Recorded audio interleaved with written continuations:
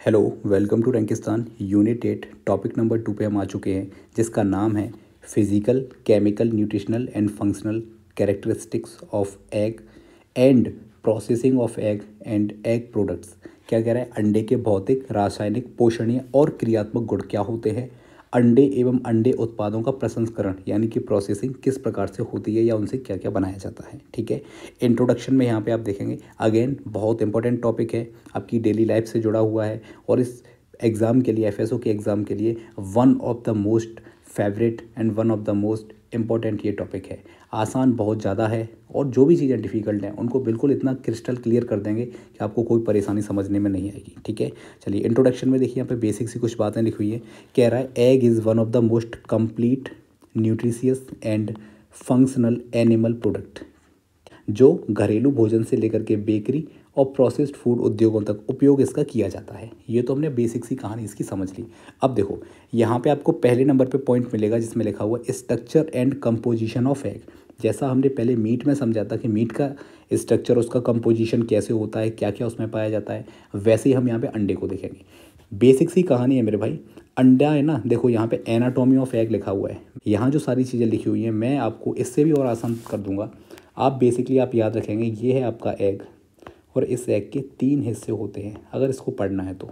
एक होता है मेरे भाई इसका छिलका, अंडा तो सबने देखा है ना, जिसको हम क्या बोलते हैं, शेल। ठीक है, इसके बाद एक होता है इसका सफ़ेद पार्ट, देखा हुआ सबने अंडा, जिसको हम बोलते हैं एल्बुमिन या वाइट। ठीक है, और थर्ड इसका होता है जिसको हम बोलते हैं यॉक, जिसको बोलते हैं पीला भाग, जो आपके अंदर ये दिख रहा है येलो पार्ट। ये इस तरह से इसके 3 पार्ट्स होते हैं। ठीक है, चलिए अब एक एक करके इसको समझते हैं। जैसे यहाँ पे टेबल में लिखा हुआ है, सबसे पहले लिखा देखने को मिलेगा आपको शेल, जिसको मैंने क्या बोला था, छिलका कहते हैं। ठीक है, इसका कवर कहते हैं।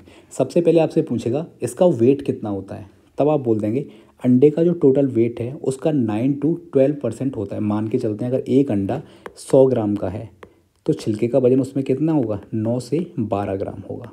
बेसिक सी कहानी है मेरे भाई, समझ आ जाएगी।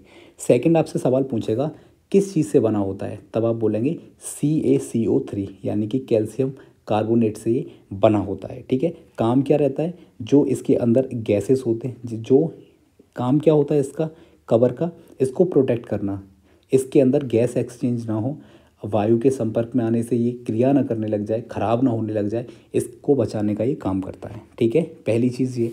चलो इतना समझ लिया। अब इसके बाद याद रखना, यहाँ लिखा है सेल मेम्ब्रेन्स और इसके आगे कुछ और लाइंस लिखी हुई हैं। देखो, छिलके के अंदर 2 पतली झिल्लियाँ होती हैं, झिल्लियों को हम मेम्ब्रेन कहते हैं। ठीक है, याद रखना ये बैक्टीरिया इसको अंदर नहीं आने देती हैं, इनका मेन काम यही होता है। ठीक है, चलिए याद रखना ये कोई अलग से पार्ट है नहीं, ये सेल से ही जुड़ा हुआ होता है। कभी कभी आपने देखा होगा अंडे को बॉईल करने के बाद अगर आपने छीला होगा, कभी सेल निकाला होगा, तो सेल के साथ में ही एक इसकी लेयर निकल जाती है। ठीक है, वही बैक्टीरिया को आने से रोकती है, डबल मेम्ब्रेन होती हैं। ठीक है, अब ये 1 हो गया शेल और सेकंड हो गया जिसको हम बोलते हैं एल्बुमिन वाइट या फिर एग वाइट इसको हम बोलते हैं। सबसे पहले वही सवाल कितना होता है, तब आप बोलेंगे 58 to 60% होता है। फिर से वही, अगर 100 ग्राम का अंडा है तो 58 से 60 ग्राम वजन किसका होगा, इस सफ़ेद वाले पार्ट का होता है। ठीक है, ये क्या होता है इसके अंदर, तो याद रखना मेरे भाई, इसमें प्रोटीन होता है, इसके अलावा इसमें वाटर होता है। आपसे पूछेगा इसका काम क्या होता है, क्या करता है, अगर ये नहीं होता तो क्या नहीं होता, तो याद रखना मेरे भाई। अब देखो, अंडे के अंदर क्या होता है, बच्चा होता है, बच्चे को हम क्या बोलते हैं, एम्ब्रियो। ठीक है, इसको ये पानी देता है और इसके अंदर प्रोटीन होती है, उससे इसको ताकत देता है, मसल्स देता है। इसके अलावा एंटी बैक्टीरियल यानी कि बैक्टीरिया को भी ये रोकता है। ये 3 काम करता है। ठीक है मेरे भाई, तो बेसिकली यही सारी की सारी चीज़ें हैं जो कि प्रोटीन और वाटर में रिच होते हैं। ठीक है, चलिए इसके बाद हमें यॉक दिखता है जो 30 से 32% इसका पार्ट होता है। ठीक है, इसमें क्या क्या होता है, तो देखो मैं आपको बताऊँ, लिपिड लिखा है, लिपिड यानी कि फैट होता है, इसके अलावा प्रोटीन होती है इसमें, इसके अलावा इसमें विटामिन होते हैं ADE के। ठीक है, इसके बाद इसमें कोलेस्ट्रॉल भी होता है, ये इसका मेन न्यूट्रिशन होता है। काम क्या होता है इसका, ये खाने का बड़ा स्टोर है एक तरीके से। ठीक है, इसको याद रखेंगे, यानी कि अंडे के अंदर जो भी बच्चा बनता है ना, उसका पूरा का पूरा पोषण यहीं से इसको मिलता है। किससे, येलो पार्ट से इसकी मिलता है। तो हमने क्या समझा अभी तक बताओ, हमने अभी तक ये समझा मेरे भाई कि जो अंडा है उसकी एनाटॉमी कैसी होती है, उसके तीन मेन पार्ट कौन कौन से होते हैं, कितने कितने परसेंट उसमें हिस्से होते हैं, उसको हमने समझा। ठीक है, चलिए इतना देख लिया। अब देखो, अब इसके बाद हम देखते हैं केमिकल कंपोजिशन इसमें क्या क्या होती है। पहले मैंने आपको बताया वाटर जो 74% होता है। ठीक है, प्रोटीन कितना होता है, 13% होता है। फैट की बात करेंगे तो 11%, वही मिनरल्स की बात करेंगे तो 1% इसमें मिलता है, उसमें भी कैल्शियम, फॉस्फोरस, आयरन, जिंक। और देखो पीछे कुत्ते के भौंकने की आवाज़ आ रही होगी, उसको ऐसे इग्नोर कर दो जैसे दीपावली पे तुमने पढ़ाई को इग्नोर कर दिया था। ठीक है, उस पर ध्यान नहीं देना। मैं अब उसके देखो भौंकने को रोकने का इंतजार नहीं कर सकता यार, तो याद रखो उस पर ध्यान मत दो। फैट इसमें कौन सा, ट्राइग्लिसराइड और फॉस्फोलिपिड्स यहाँ पे आपको देखने को मिलेंगे। ठीक है मेरे भाई, चलो आगे बढ़ते हैं। कार्बोहाइड्रेट 1% से भी 1% के आसपास आपको देखने को मिलता है। सारी चीज़ें ध्यान रखेंगे। अब यहाँ पे देखो सेकंड पॉइंट है जिसमें लिखा हुआ है फिजिकल कैरेक्टरिस्टिक्स ऑफ एग। यहाँ पे देखा है सबसे पहले बोल रहा है वेट। तो देखो किस में कितना होता है, देखो औसत अंडे का वजन कितना होता है मेरे भाई, 50 से 60 ग्राम होता है। मैंने अभी बोला आपको जैसे कि 100 ग्राम लेकर के हमने सब चीज़ों को समझा था कि वाटर कितना होता है, प्रोटीन कितना होता है। लेकिन यहाँ पे एक जो अंडा है, अंडे का औसत वजन कितना होता है, 50 से 60 ग्राम होता है। सेप आपसे पूछ ले कैसा होता है मेरे भाई, तब कैसा बताओगे आप, इसके अंडे की आकृति का अनुमान आइडियल कैसे होता है, ratio of width and length कितना होता है मेरे भाई। ये आने वाला नहीं है पेपर में, बस मैंने इसको आपको लिख दिया यहाँ पे। आइडियल इसकी जो विड्थ और लेंथ होती है 74 टू 76 इसको देखा जाता है। सेल स्ट्रेंथ की बात करेंगे मेरे भाई तो किससे बनता है, कैल्शियम से बनता है। ठीक है, और इसमें हॉट यूनिट HU याद रखना। मेरा कहने का मतलब है ये जो पूरी की पूरी टेबल है ना मेरे भाई, ये इसमें कोई भी ऐसी चीज़ नहीं है जो आपके एग्जाम के लिए बहुत ज़्यादा ज़रूरी हो, बस बेसिक जानकारी है, कुछ भी इसमें समझाने वाली चीज़ नहीं है। इसको थोड़ा सा आप इसको देख लेना। ठीक है, चलिए थर्ड पॉइंट है हमारा जो थोड़ा सा इंपॉर्टेंट है, इसको हम जरूर पढ़ेंगे अच्छे से। इसमें लिखा हुआ है केमिकल एंड न्यूट्रिशनल कैरेक्टरिस्टिक्स, रासायनिक और पोषणीय विशेषताएं क्या क्या हैं। देखो जो इंपॉर्टेंट होती है उसको मैं अच्छे से बताता हूँ, और जो चीज़ें इंपॉर्टेंट नहीं है उनको बोलता हूँ कि आराम से बस केवल उसको पढ़ भर लेना। ठीक है, देखो अब अंडे के अंदर प्रोटीन कैसे होता है उसको हम थोड़ा सा समझते हैं। देखो अंडे में जो प्रोटीन है ना मेरे भाई, मैंने आपको कितना बताया, 9 से 13% के आसपास देखने को हमको मिलती है। याद रखना प्रोटीन का सबसे सस्ता, सबसे बेस्ट एक सोर्स होता है ना, किसके लिए, जो नॉन वेजिटेरियन होते हैं उनके लिए। चलो अब याद रखना इसके अंदर ये जो प्रोटीन है ना, इसको भी हम दो मुख्य भागों में पढ़ते हैं। एक होता है जिसको हम बोलते हैं एल्बुमिन। ठीक है, इसको बोलते हैं जो वाइट पार्ट है वो वाला। ठीक है मेरे दोस्त, सेकंड नंबर है जिसको बोलेंगे यॉक, यानी कि जो येलो पार्ट है अंदर, उसकी बात कर रहा है ये। सिंपल कहानी है। अब देखो आपसे पूछेगा कौन सा प्रोटीन ज़्यादा पाया जाता है, तो एल्बुमिन ज़्यादा पाया जाता है। कितना, ये पाया जाएगा मेरे भाई 54 टू 65%। ठीक है, अलग अलग प्रजाति की मुर्गियों के द्वारा दिए जाने वाले अंडों पे अलग अलग ये होता है, लेकिन इतना मोटा मोटी आपको याद रखना है। येलो पार्ट वाले की अगर हम बात करेंगे तो ये आपको 30 से 32% देखने को मिलता है। ठीक है, ये और देखो एल्बुमिन जो है ना मेरे भाई, इसमें प्रोटीन ज़्यादा होता है, फैट कम होता है, इतना याद रखेंगे। लेकिन याद रखना ये वाला जो पार्ट है इसमें प्रोटीन, फैट और विटामिन लगभग बराबर से होते हैं। ठीक है, चलो इससे काम नहीं चलेगा आपका, इसको थोड़ा सा डिटेल में और समझते हैं। एल्बुमिन प्रोटीन मैंने बताया ये वाइट पार्ट वाले की हम बात कर रहे हैं। ठीक है, अब इसमें आपको सबसे पहले देखने को मिलेगा ओवलब्यूमिन। सबसे पहले तो याद रखना 54% के आसपास ही आपको देखने को मिलता है। देखो सफ़ेद वाला जो पार्ट है उसमें एल्बुमिन प्रोटीन्स पाए जाते हैं, उसके अंदर भी कई सारे प्रोटीन्स होते हैं, उनको हम पढ़ रहे हैं। तो आप कहोगे सर क्या काम है इसका, तो याद रखना सबसे ज़्यादा जो प्रोटीन मसल बनाता है वो यही बनाता है। ठीक है, सेकंड नंबर पे आपको देखने को मिलेगा ओवोट्रांसफेरिन। ठीक है, ओवोट्रांसफेरिन ये 12% के आसपास आपको देखने को मिलेगा, और याद रखना ये आयरन को पकड़ता है, नहीं समझे, खून बनाने में मदद करता है ये। ठीक है मेरे भाई, चाहे आप खाओ चाहे जिसके अंदर ये है, ये उसके अंदर, दोनों के अंदर एक ही काम करता है, आयरन को पकड़ता है, और आयरन जैसे ही आ जाएगा तो खून बनाने में हेल्प करता है। थर्ड नंबर पे आपको देखने को मिलेगा ओवोम्यूकोइड, जो 11% के आसपास आपको देखने को मिलेगा। याद रखना ये डाइजेशन को स्लो कर देता है, यानी आपको पेट भरा भरा दिखेगा, आपको पेट भरा भरा महसूस होगा बहुत लंबे समय तक। कब, जब आपका डाइजेशन स्लो हो जाएगा। ठीक है, तो ये भी हमारे लिए ज़रूरी है। इसके बाद लास्ट है हमारा जिसको हम बोलते हैं लाइसोजाइम, जो कि 3.5% के आसपास आपको देखने को मिलेगा।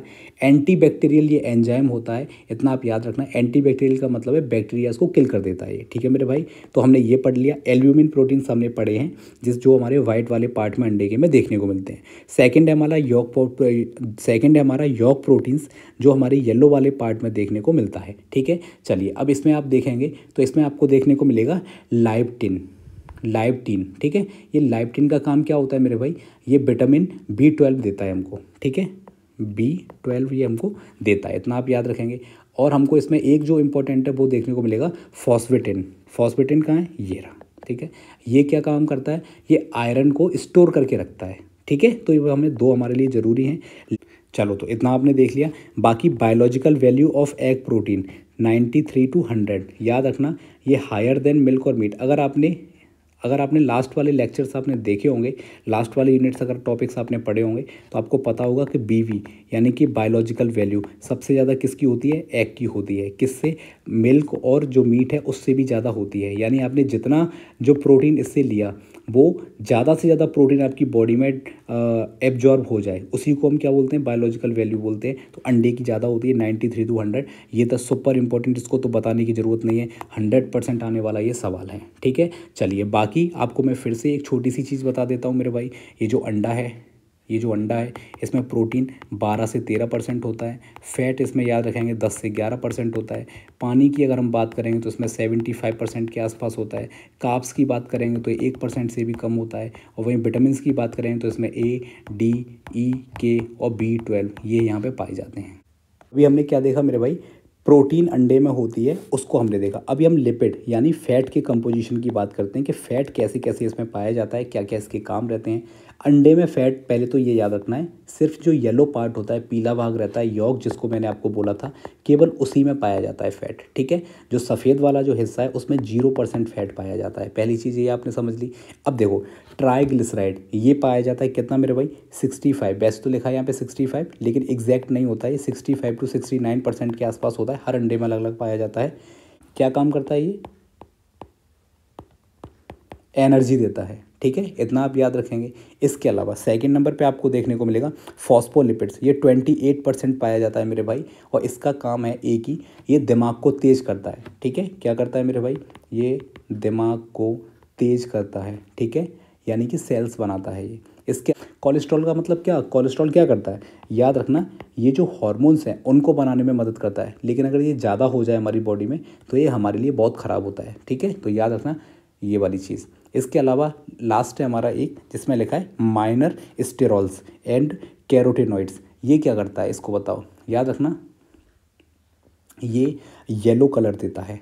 ठीक है, ये हमारी आँखों के लिए अच्छा होता है, आइज़ के लिए, आँखों के लिए अच्छा होता है। देखो राइटिंग बेकार लग रही है ना, तो जो बोल रहा हूँ उसको ध्यान से सुन लो, जल्दी जल्दी लिखता हूँ तो ऐसे हो जाता है। ठीक है, इसके बाद अब देखो यहाँ पे लिखा है विटामिन्स एंड मिनरल्स। तो याद रखना मेरे भाई सुपर पावरफुल चीज़ है ये भी। तो इसमें विटामिन्स की जब हम बात करेंगे तो इसमें ADEK, ठीक है, या इसको याद रख लो KEDA, कीडा, ऐसे याद कर लो। तो ये इसमें विटामिन्स पाए जाते हैं, सारे के सारे फैट सॉल्युबल होते हैं और सारे के सारे कहाँ मिलते हैं, येलो पार्ट में, यॉक में देखने को मिलते हैं। ठीक है, ये तो कहाँ पे आपको यॉक में मिलेंगे, लेकिन इनके बारे में थोड़ा सा समझ लो। ए है, ये आंखें तेज करता है, स्किन भी अच्छी करता है। वहीं पे जब हम विटामिन D की बात करेंगे तो ये हड्डियां मजबूत करता है, कैल्शियम को एब्जॉर्ब कर लेता है। उसके अलावा वहीं पे जब विटामिन E की बात करें तो एंटीऑक्सीडेंट की तरह काम करता है, बॉडी को सेफ रखता है हमारी को। और वहीं विटामिन K की बात करें तो ये खून जमाने में हमारी मदद करता है। ठीक है, इतना तो आप याद ही रखता। उसके बाद B1, B2, B12 और फॉलेट और बायोटीन, ये वाले हमारे विटामिन भी इसमें पाए जाते हैं। ये वाटर सॉल्युबल विटामिन हैं और मेनली किसमें, एल्ब्यूमिन। तो याद रखना ये क्या करते हैं, एनर्जी देते हैं, दिमाग को तेज रखते हैं, खून, बाल, नेल्स इनको बनाने में ये हेल्प करते हैं। इसके अलावा यहाँ पे मिनरल्स आपको देखने को मिलेंगे जिनमें आपको आयरन जिंक है ना, सेलेनियम, कैल्शियम ये आपको देखने को मिलेगी, कॉपर ये देखने को मिलेंगे। ये यॉक और सेल दोनों में ये पाए जाते हैं। ठीक है मेरे भाई, चलो तो इतना आपने समझ लिया। अब इसके बाद फंक्शनल प्रॉपर्टीज़ ऑफ एग क्या क्या होती हैं इसको हम यहाँ पे अच्छे से समझते हैं। देखो यहाँ पे एक लिखा हुआ है आपका कलर एंड फ्लेवर, इसको देखो सबसे पहले तो क्या है ये, देखो मेरे भाई रंग और स्वाद ये देता है। ये बढ़िया बढ़िया चीज़ें बताता हूँ। यहाँ पे आपको मिलेगा कैरोटीनॉइड्स और एक चीज़ आपको देखने को मिलेगी सल्फ़र। इस सल्फ़र का काम रहता है जब आप अंडे को उबालते हो और जो आपको खुशबू मिलती है वो इसी की वजह से आती है, ठीक है। और जो कैरोटिनॉइड्स है इसका काम रहता है मेरे भाई येलो कलर देना। जब आप अंडे को फोड़ते हो उसमें येलो येलो चीज़ जो दिखती है आपको, उसका जो कलर है वो कैरोटिनॉइड्स की वजह से ही आता है। यानी कि रंग और स्वाद प्रदान करना किसका काम है, कैरोटिनॉइड्स और सल्फर का काम है, ठीक है। चलिए उसके बाद आपको एक दिखेगा ये बाइंडिंग। ये बाइंडिंग का क्या काम है, ये क्या करता है, देखो प्रोटीन जब गर्म होता है ना मेरे भाई तो वो चिपक जाता है। देखो एग्जांपल के लिए जैसे टिक्की, कटलेट, कोफ्ता, अगर अंडा इसमें नहीं डालेंगे ना तो ये टूट जाते हैं। तो बेसिक सी कहानी है, नहीं है। कोगुलेशन क्या होता है, जब हम अंडे को गर्म करते हैं ना तो सख्त हो जाता है, 60 से 70 डिग्री सेल्सियस पे जो प्रोटीन है वो जमने लग जाता है, ठीक है। एग्जांपल के लिए जैसे आपने बॉइल्ड एग बना दिया तो सफ़ेद हो जाता है, ऑमलेट बनाया, कस्टर्ड बनाया तो कैसा हो जाता है, हार्ड हो जाता है, ठीक है। जैसे दूध है वैसे सॉफ्ट, वैसे तो आप देखते हो कैसे रहता है, हिलता डुलता रहता है, लेकिन जैसे उसको दही बनाते हैं तो हार्ड हो जाता है। तो कोगुलेशन का काम करता है। एक आपको यहाँ पे फॉर्मिंग, देखो जैसे ही आपने अंडा लिया, चलो देखो बताऊँ, ड्यू टू कह रहा है यहाँ पे ओवलब्यूमिन एंड ग्लोब्यूलिन। देखो ये क्या रहता है, जैसे अंडा आपके हाथ से छूट गया, जैसे ही छूटेगा तो टूट जाएगा, टूटने से उसके अंदर हवा भर जाएगी और इसकी वजह से जो सफ़ेद हिस्सा है ना उसका प्रोटीन ये हवा को पकड़ लेता है, झाग बना देता है, ठीक है।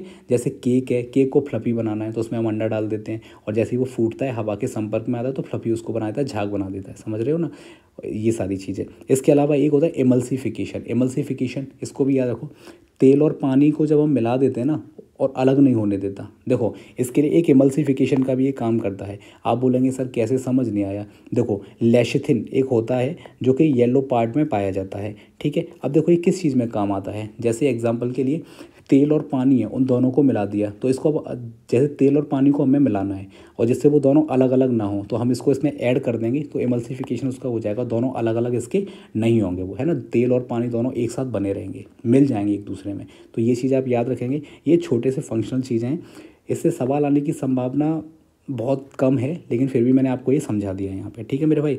चलो इसके अलावा फैक्टर्स अफेक्टिंग एग क्वालिटी, अंडे की क्वालिटी को अफेक्ट करने वाले फैक्टर्स कौन कौन से होते हैं, बहुत बच्चों वाली चीज़ है।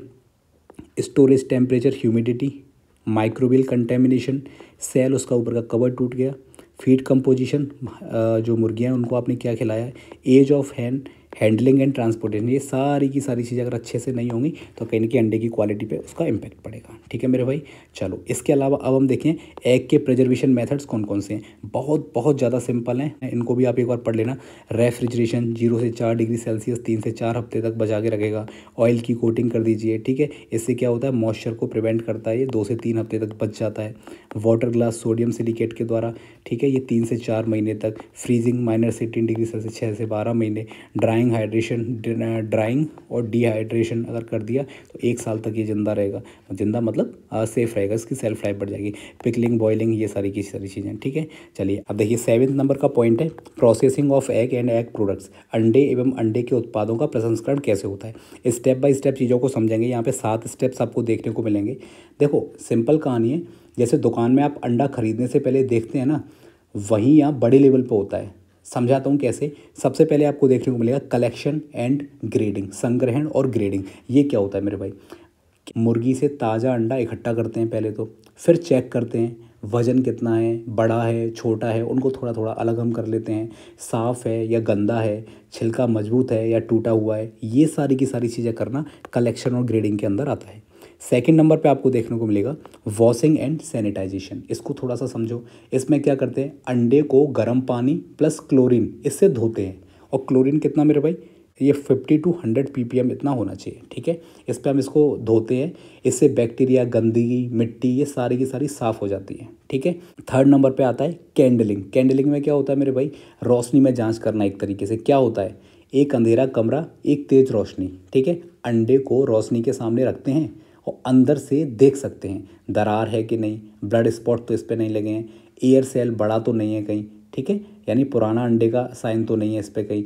तो एक तरह से एक्सरे जैसा होता है, लेकिन सिर्फ अंडे के लिए किया जाता है। ख़राब अंडा यही निकाल दिया जाता है, ठीक है। ये हम क्या पढ़ रहे हैं, अंडे को कलेक्ट करके आपके यहाँ तक लेकर के आना, दुकान पे लेकर के आना जहाँ से आप खरीद के लेके आते हो, ठीक है। तो एक प्रोसेस के थ्रू उसको निकाला जाता है मेरे भाई पोल्ट्री फार्म से, तो उसको ही हम पढ़ रहे हैं यहाँ पे। इसके बाद फोर्थ नंबर पे आता है ब्रेकिंग एंड सेपरेशन। इसमें क्या करते हैं, मशीन से अंडा तोड़ते हैं, हाथ से नहीं तोड़ते हैं, ठीक है। सफ़ेद अलग हो जाता है, पीला पार्ट इसका अलग हो जाता है उसको, ठीक है। जैसे घर में आप आमलेट बनाते हो ना, और यहाँ पे 1000 अंडों को एक साथ अलग अलग अगर हमें करना है तोड़ के, उसके लिए मशीन्स का इस्तेमाल करते हैं। तो ब्रेकिंग एंड सेपरेशन यहाँ पे पढ़ लिया। फिर आता है यहाँ पे 5th नंबर पे फिल्ट्रेशन एंड मिक्सिंग। इसमें क्या होता है मेरे भाई, यानी छानना और मिलाना। किस चीज़ को छानना, किसको मिलाना, समझो।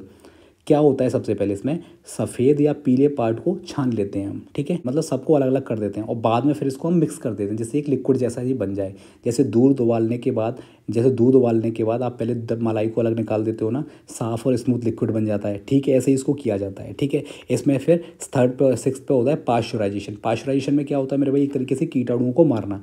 लिक्विड जो अंडा है ना उसको गर्म करते हैं, लेकिन उबालते नहीं है उसको।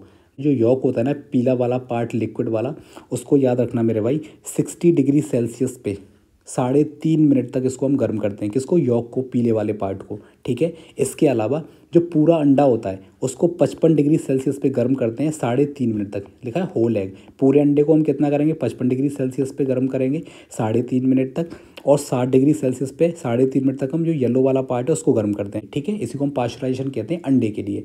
बैक्टीरिया मर जाते हैं, अंडा खराब नहीं होता, याद रखना, ठीक है। जैसे दूध को पाश्चराइज करते हैं ना, ठीक वैसे ही करते हैं, लेकिन इसका तरीका थोड़ा सा अलग है।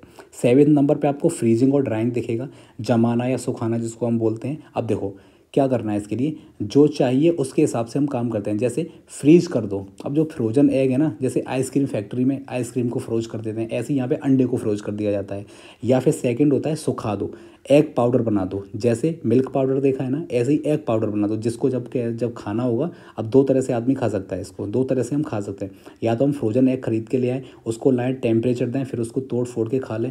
या फिर जो एग पाउडर होता है, जैसे दूध का पाउडर होता है, ऐसे उसको हम अपने घर ले आएँ, पैकेट को, डब्बे को, फिर उसके बाद हम उसको खा लें, ठीक है। तो ऐसे करके आप याद रख सकते हो मेरे भाई, ठीक है। चलो, ये हमने क्या पढ़ा, processing of egg and egg products. अब यहाँ पे आपको देखने को मिलेगा types of egg products. Simple सी कहानी है, एक liquid egg, frozen egg, dried, specialised products. इसको एक बार आप समझ लेना, पढ़ लेना, कोई समझने वाली इसमें चीज़ है नहीं। यहाँ पे कुछ क्वालिटी स्टैंडर्ड्स लिखे हुए हैं, ये भी बहुत आसान है, इनको भी समझ लेना आप, इनको पढ़ लेना। समझ में नहीं आए तो मुझे बताना, ये भी बता दूंगा। डिफेक्ट ऑफ स्पॉइलेज अंडे के कैसे होते हैं, बहुत आसान है। बैक्टीरिया से ख़राब हो सकता है मेरे भाई, फंगल से, फिजिकल डिफेक्ट या फिर केमिकल डिफेक्ट हो सकता है। बहुत आसान है। अंडे आपने सबने देखे हैं। अंडा देखिए यहाँ पे लिखा है फिजिकल डिफेक्ट। क्या होगा, अंडा अगर आपके हाथ से टूट गया तो क्रैक हो जाएगा, या फिर जो उसका एल्ब्यूमिन है जिससे ये बना है वो अगर थिन है, पतला है, तो उससे भी हो जाएगा, टूट जाएगा। तो बेसिक चीज़ें इनको समझ लेना, ठीक है। मॉडर्न प्रोसेसिंग है, इनोवेशंस हैं, कैसे इसको ज़्यादा लंबे समय तक बचा के रखा जा सकता है मेरे भाई, इनको भी आप यहाँ पे समझ लेना। एक एक लाइन में लिखा हुआ है, बहुत आसान चीज़ें हैं, समझने वाले उसमें कुछ भी नहीं है, वरना मैं समझा देता, ठीक है।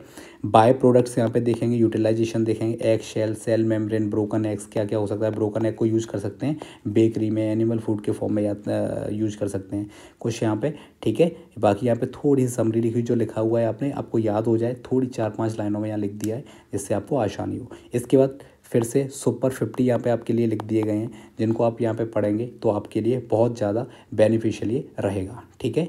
ये आप समझ लेना। बाकी यहाँ पे क्विक मेमोरी चार्ट भी मैंने इसमें कुछ अलग करके आपके लिए दिया है, जैसे collection, grading, washing, candling, breaking, separation, filtration, pasteurisation, freezing, drying, packaging and storage. जो मैंने स्टार्टिंग में बताया था ना, उसको लाइन टू लाइन यहाँ पे point two point step by step लिख दिया है, ठीक है।